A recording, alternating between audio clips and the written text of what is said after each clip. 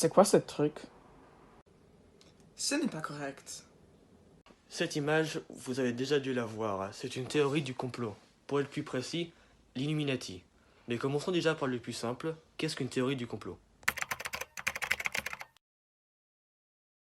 Les théories du complot sont des croyances qui proclament avoir des explications à des événements et des mystères de notre temps.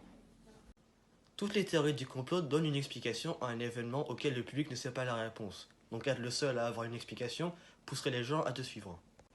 De plus, ces théories sont constamment répandues pour de différentes raisons. La plupart en sont convaincus, et le reste veulent seulement provoquer pour des raisons politiques ou autres. Si un jour vous êtes face à une information et vous ne savez pas si elle est réelle ou non, voici ce que vous devez faire en 3 étapes. La première étape est de se renseigner sur l'auteur. Si l'auteur cite des données issues de recherches scientifiques ou universitaires et qu'il est reconnu dans son domaine, vous pouvez passer à la deuxième étape qui est de se renseigner sur la source.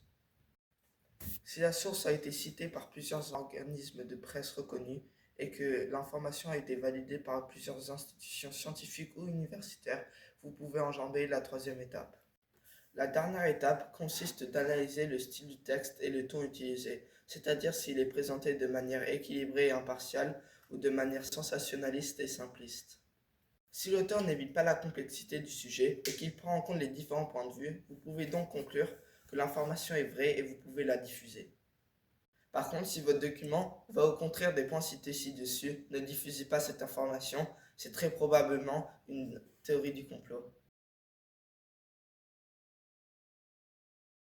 Si vous êtes certain d'avoir identifié une théorie du complot, ne restez pas passif et réagissez. Voici quelques exemples d'actions concrètes pour lutter contre leur diffusion. Si vous êtes sur les réseaux sociaux, vous pouvez publier des commentaires étayés par des informations vérifiées, comme par exemple les issues de sites web de vérification de l'information. Si vous êtes sur les sites web ou les blogs, vous pouvez contacter l'auteur ou le gestionnaire du site pour lui fournir des informations vérifiées et demander-lui de procéder à des corrections.